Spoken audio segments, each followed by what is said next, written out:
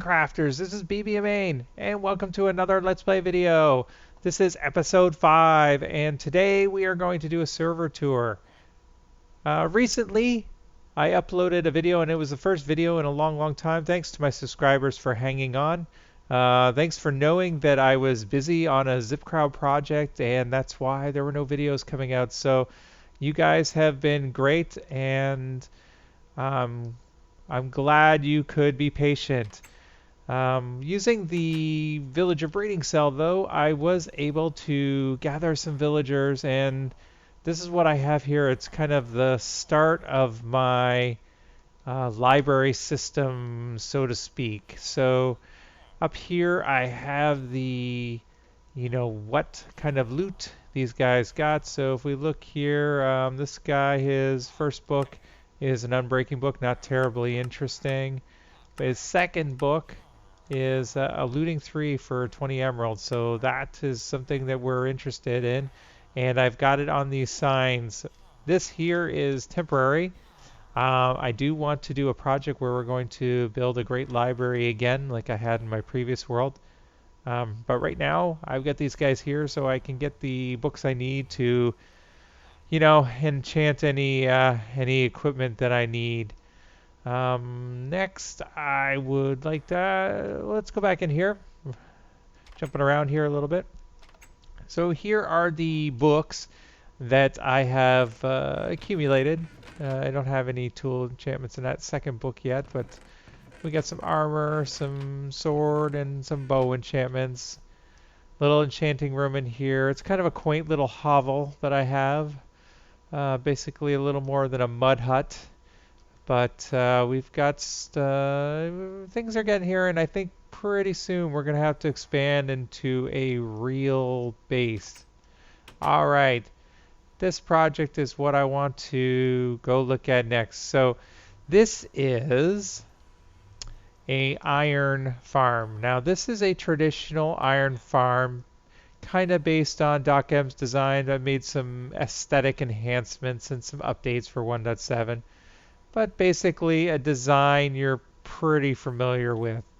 We have, if I can come down here and look at this one here in the middle, we have, 2 spawning pads covered in water with a drop chute in the middle for the golems to fall down, and we have a set of villagers on this side, and of course there's a set of villagers on that side. In my case, I have 10 villagers in each, and 11 doors. Those 20 villagers and 22 doors are the optimal number for golems to be created, assuming that the golems are whisked away from the village at a good speed, which they are in my case, then that is the optimal number you need for spawning golems. And I have 3 of these villages stacked on top of each other. So deep underground there, below that skylight I have, there is a village. There's one here that we're looking at right now, and there's one up there. And if I so desired, I left room for one more above. Now, that's why I've left this ugly water elevator here in case I wanted to go ahead and move villagers up to the next one. But for the time being, 3 seems to be good. So I'm going to go down underground in my humble abode there where the lowest level of the iron farm is and the collection area, and I will show you how it's been doing. Okay, deep underground close to bedrock. You can just see the bedrock there. I am below the bottom village, and you can see my little collection system here. So the drop chute just comes down and lands on some hoppers where I have a lava blade set up, and this will either kill the golems from the fall or they will die due to the lava blade. So let's just look here in the chest, and we can see that I've got 5, 6, okay, a little more than 6 chests of roses and iron. So the system is almost full. I will need to do a little bit of cleanup here. All right, let's grab some of that while I'm here. Throw that on the ground. I don't know why I have that. All right, so I'm going to bring this up to the main base, and then we're going to go look at my cow and chicken farm. All right, just down from my base and close to the no longer working wheat farm and no longer working sugarcane farm. They're both broken in 1.8. I have my cow and chicken farm. So this is the cow farm. And the way it works is I have a lot of cows right here in this one little area, 180 in fact. And they are standing next in a little 2x1 hole. There is a dispenser behind them full of water. So when I click this, the water is dispensed and the cows want to jump up and get out of the water.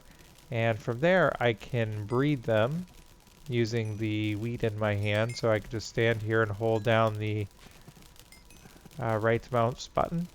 And eventually, once I run out of wheat or I think I have enough cows, I can get down and turn off the water dispenser mechanism. Eventually they will stop hopping here. And using this button, I can move the baby cows from here over to there. This little area over here is a storage area for them where they can quite happily grow to full size. Unfortunately for them, when they get to full size, I can later come along here and just use this button to cook the full-size cows, and then a hopper down here will collect the cooked beef and leather. Alright, so this is pretty straightforward. A button here on that dispenser, very straightforward. I have a little bit of redstone under this button that goes across and activates this redstone torch, which will retract that piston. And there's also obviously, let me see if you can see it. Yes, a piston in there too. So these two sticky pistons, one will attract and one will extend, and that will push the baby cows over the edge here into that area. So they're pretty simple. All right. Next door, we have our chicken farm. Now, I'm sure you guys have all seen the vertical fully automatic chicken farms. Well, this is the same thing, but horizontal. This is a fully automatic chicken farm, and the only reason I did it horizontal is because I wanted to see the chickens right next to each other. So I've got two holding areas here, one for the breeding chickens. These are the ones laying the eggs. And these are the chickens over here that are, sorry to say, going to be cooked. So the way it works is that these chickens are constantly laying eggs, and they're going into these hoppers. And based on the position of the switch here, I determine whether the eggs get routed back to this dispenser where they will shoot out. And there we go, we just saw one, and potentially make a adult chicken, well, a baby chicken that will grow to adulthood in here and become another breeding chicken, or the egg will shoot out of this dispenser and the potential baby chicken will sit on this half slab, which is over a hopper, and they will be fine and happy. Oh, there you just saw one. They will be fine and happy until they grow to full size. Then their head will be in the lava and they will get cooked. All right, let's go down here and show the redstone. So this redstone here is coming off the button, and all it does is turn on and off these two redstone torches here, which are our mechanism to lock the hoppers. So when those hoppers are locked, as they currently are, then when the chickens lay the eggs, they will route through this hopper chain to this dropper.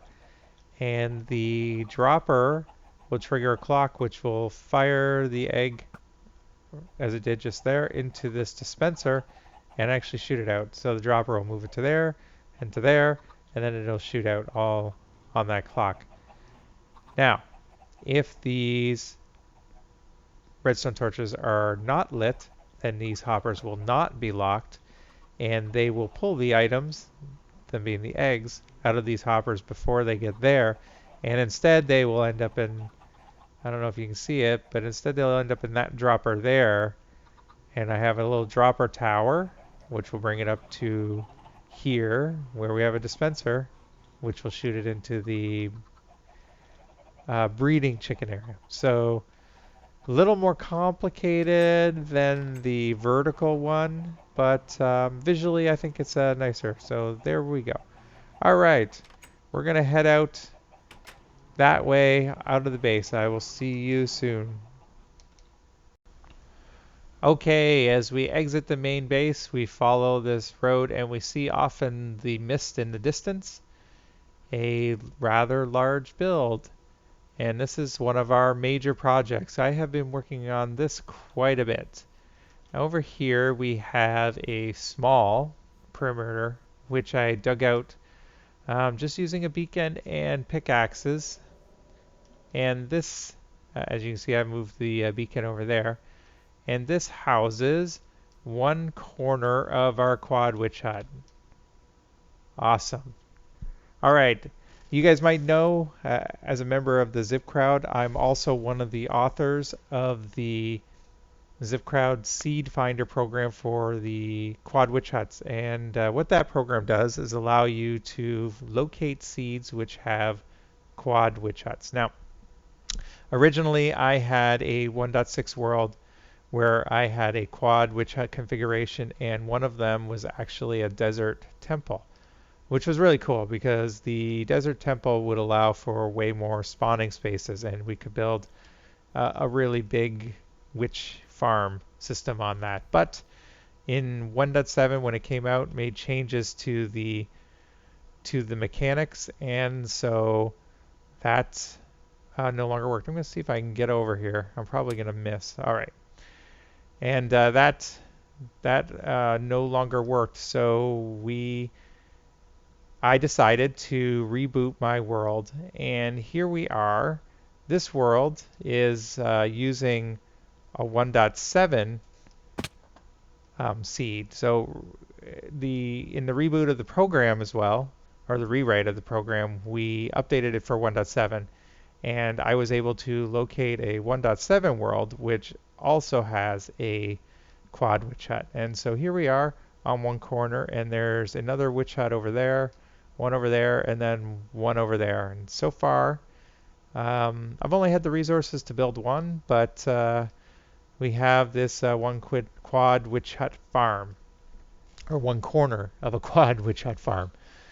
All right, the way it works is it's a JL's design for an efficient witch farm, and what I have is two shifting floors, one shifted on the north-south over here and one shifting on the east-west, and we use tripwires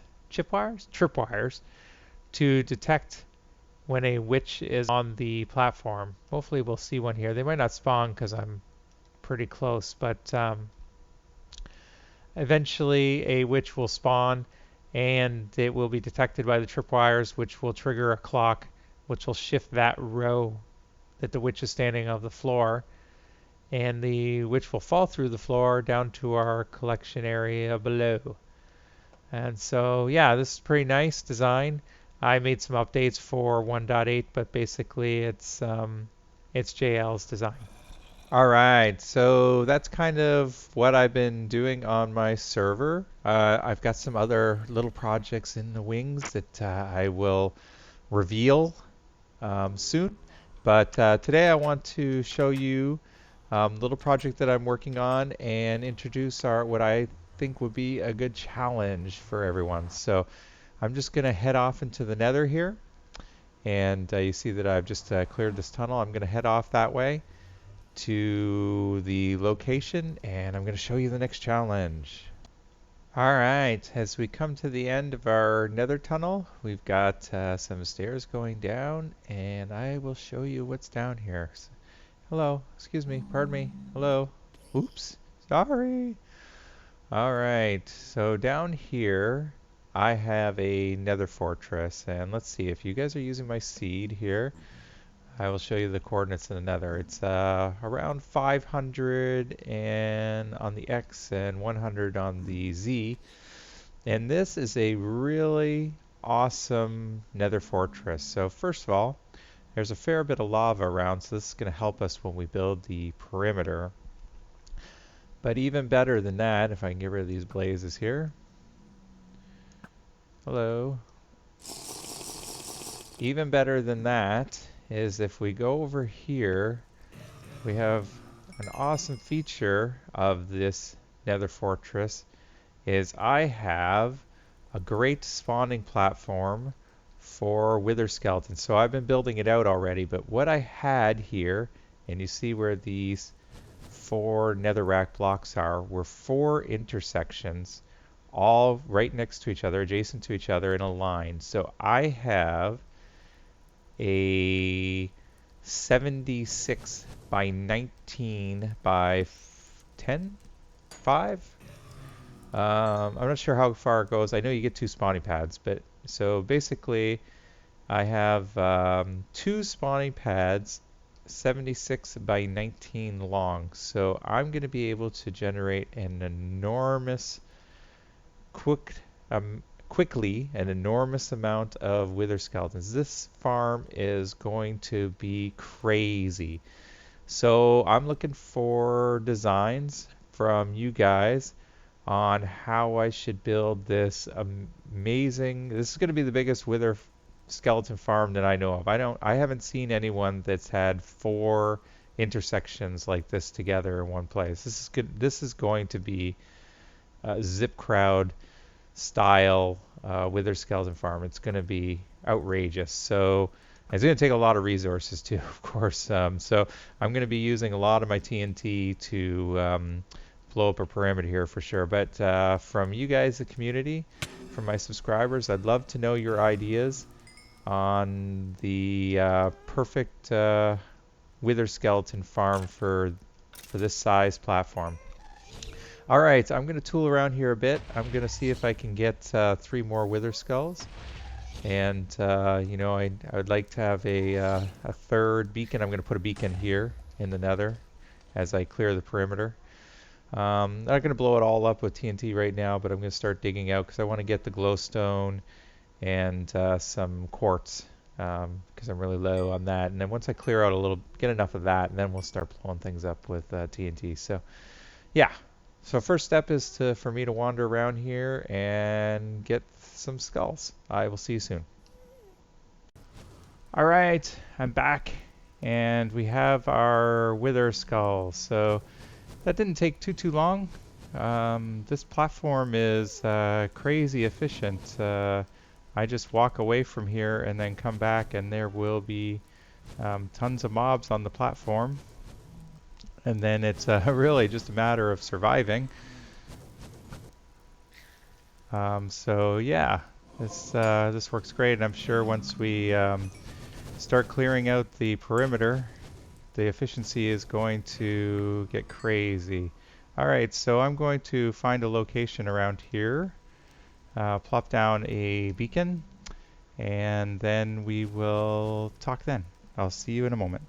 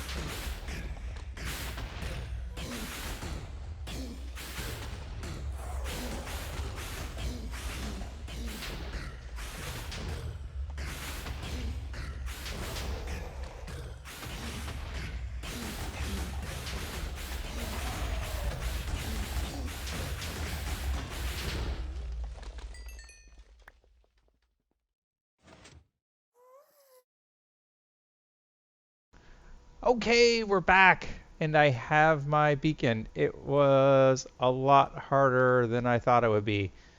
So I tried all kinds of different placements. Couldn't get the beacon to light up. You see I have resistance on and regeneration. I could not get the beacon on. I tried, you know, different locations where there was 1 bedrock up above or multiple bedrock, and I just couldn't get it to work. So in the end, I used a method to using dark oak trees to build a hole in the bedrock, and that's what I had to do. And so this ended up being the placement where I was able to get the tree to grow through the bedrock, and so now I have a hole up to the nether, and yeah, so that's what I had to do. All right. So that's our episode for today. A little bit of a server tour, and then giving you the information here on our next challenge. So yeah, we have 4 full spawning platforms all in a row for our wither farm, and let me tell you, it is the spawning rate just with all this stuff still around here is enormous. If I wander off that way and come back, there will be quite a bit here, and so it's crazy. All right, so send me your suggestions. Hit the comments button and give me a suggestion of how you would build the wither farm, and I will talk about the best suggestions I get. I will also start working on my version, and we'll see you soon. Goodbye.